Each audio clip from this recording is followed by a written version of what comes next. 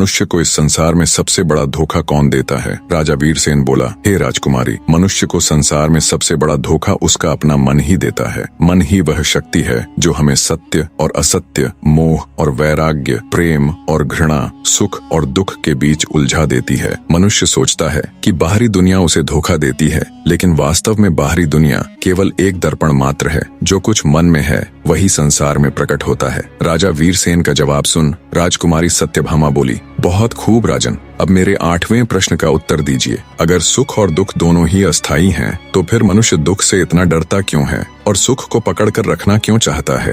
राजा वीरसेन कहता है, हे राजकुमारी, क्योंकि मनुष्य अज्ञानता के कारण यह भूल जाता है कि संसार में कुछ भी स्थायी नहीं है। ये संसार परिवर्तनशील है। सुख और दुख दिन और रात की तरह एक दूसरे के पूरक हैं, लेकिन मनुष्य सुख को पकड़कर रखना चाहता है और दुख से बचना चाहता है, क्योंकि जब मनुष्य सुखी होता है तो उसे लगता है कि संसार पर उसी का नियंत्रण है। वह मान लेता है कि उसका भाग्य अच्छा है और जैसा वो चाहता है सब कुछ वैसा ही हो रहा है और हमेशा सब कुछ वैसा ही रहेगा। लेकिन ये उसका सबसे बड़ा भ्रम है। इसी प्रकार जब दुख आता है तो मनुष्य अपने पर नियंत्रण खो देता है। उसे लगता है कि सब कुछ बर्बाद हो रहा है, जबकि वास्तविकता यह है कि दुख भी उतना ही अस्थायी है जितना सुख। राजकुमारी सत्यभामा 9वां सवाल पूछती है, हे राजन, क्या यह संसार हकीकत है या केवल एक भ्रम है? राजा वीरसेन बोला, सुनो राजकुमारी, यह संसार अस्थायी है, इसलिए इसे पूर्ण रूप से वास्तविक नहीं कहा जा सकता। जो चीज स्थायी नहीं होती वह भ्रम होती है। उपनिषदों में कहा गया है, ब्रह्म सत्यम जगन मिथ्या,